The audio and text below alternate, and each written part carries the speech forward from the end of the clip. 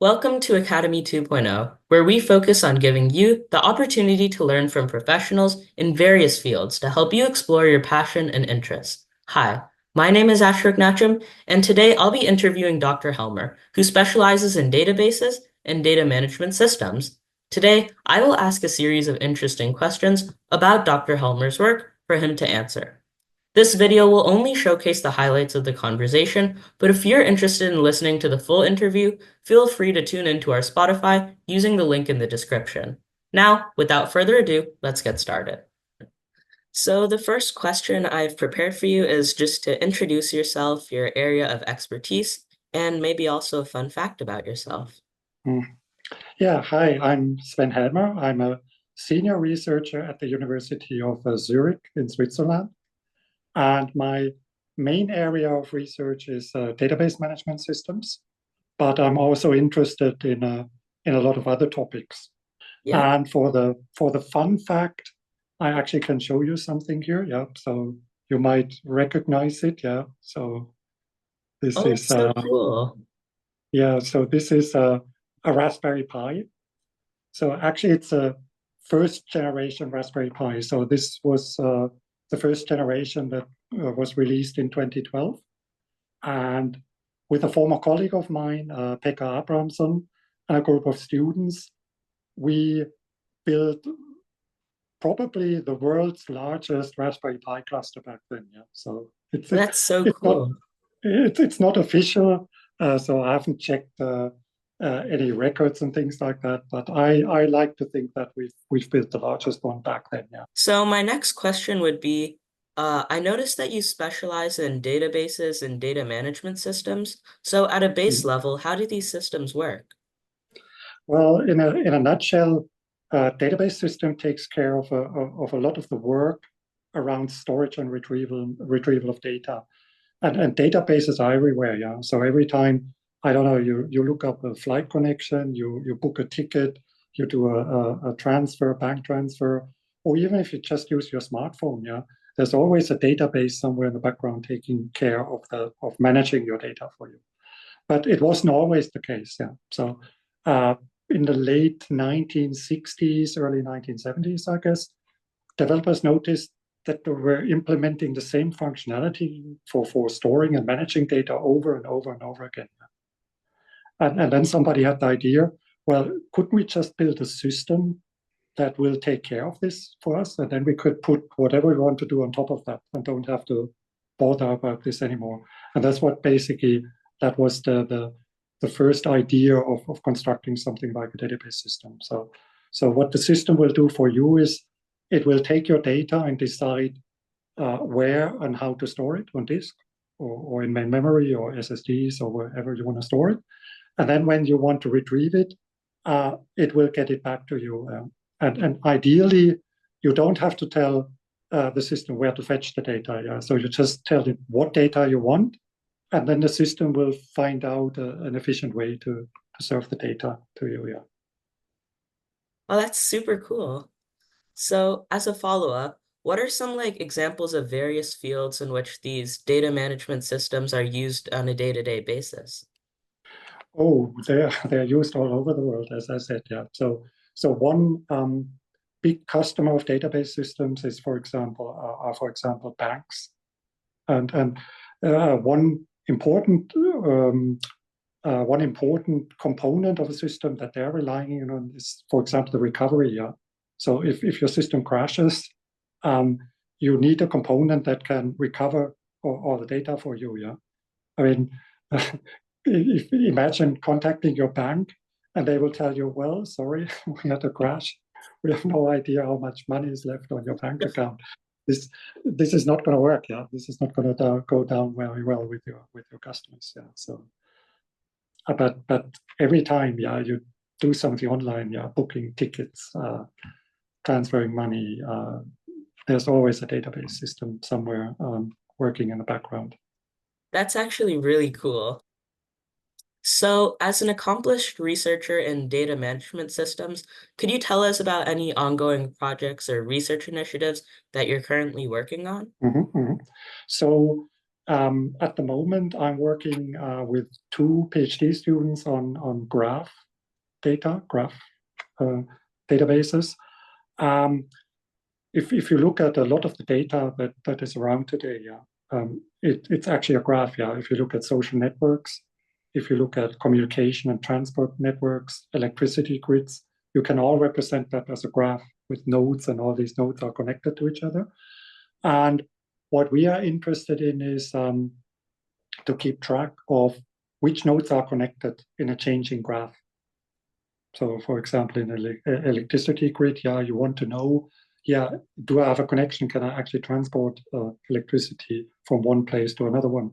Because I've heard that not having enough electricity and having too much electricity is both bad cases. Yeah. So if you have too much electricity, you need to divert it to other places. And then you need to know, okay, which parts of the network are actually connected. And this becomes quite challenging if you have a huge network. So we're talking about, I don't know, hundreds of millions of nodes or something like that. And although there's a lot of work on the theoretical side, there's not so much about practical applications. So what we are looking at is, yeah, what works in practice, what doesn't work in practice, and how can we improve it? Yeah, because people don't want to implement super complicated algorithms, which are hard to implement and also hard to maintain later on in a system. That's really cool. And looking ahead, what do you really see for like the future of data science and data management as a field? Well, I think as humanity, we create a lot of data. Yeah. So I don't see this going away as a topic, data management. So we're going to need it for the foreseeable future. Yeah. And with AI and some of the other stuff, I have the impression that we're collecting more and more and more data. Yeah. So we have to manage larger and larger and larger amounts of data. So I think it's very important that we have people who understand how to do that. Yeah, how to actually manage all this data, how to process it, how to retrieve it, and also from another point of view, AI might also play a role for tasks such as configuring or tuning database systems. So these are momentarily jobs that are done by experienced database administrators.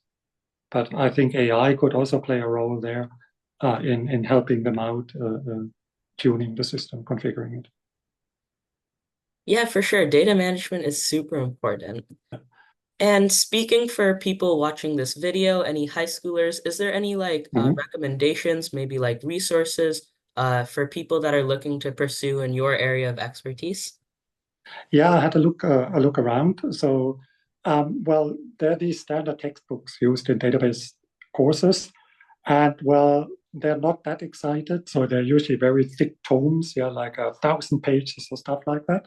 But there's some other stuff. So on the lighter side, there's the manga guide to databases. Yeah, so that's a fun way to learn about relational database systems in a manga form. Yeah. So if you enjoy reading mangas, yeah, that might be for you. And on a more serious note, there's also a book called Seven Databases in 7 Weeks, which gives you a nice overview of what's going out there. Also, especially this new generation of NoSQL databases. And I think the best thing about databases is that many of these systems are available. Yeah. So you can go to a web page, Postgres, MySQL, MongoDB.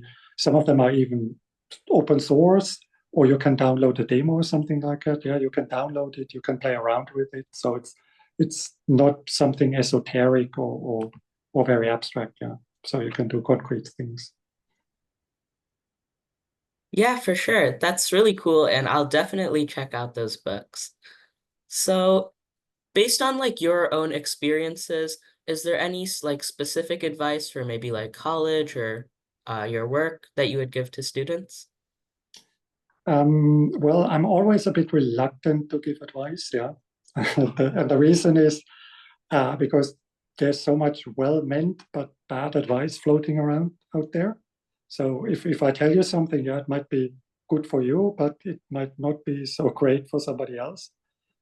So in my experience, it depends very much on your personal circumstances, and very often I don't know enough about the personal circumstances of people. Yeah, so I think the best thing I can tell you is, well, it's your life, so you have to call the shots. Yeah, so you have to find out what you like. Yeah, what fits your personal style and your skills, and then go from there. Yeah.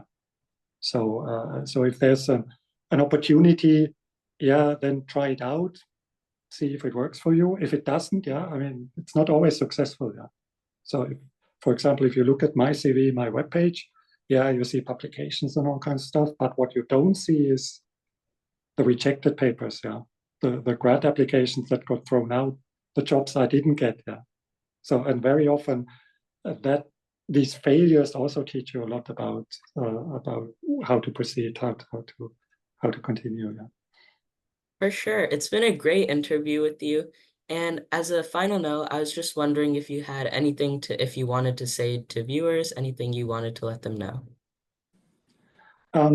Yeah, I had another thought about this AI stuff, which I forgot to tell them about the AI and databases, because AI is a pretty hype topic at the moment, and I like to compare it to the California gold rush, yeah, which was also a big hype, but when you look back, not a lot of the people got rich by digging gold, yeah. And what I also tell my students in class is, well, I'm kind of the guy who's not interested in the gold digging. Yeah?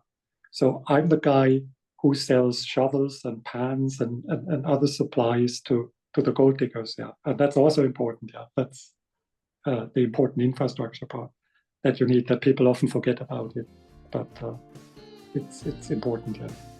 For sure, data management is so cool. Thank you so much for this interview.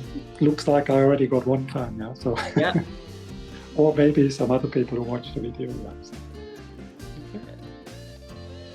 Thank you, Dr. Helmer, and thank you all for watching. I hope this interview helped you gain more interest in the amazing field of data management systems. Please check out our Spotify via the link in the description for the full interview. If you're interested in more content like this, explore some of the other videos we have on our channel.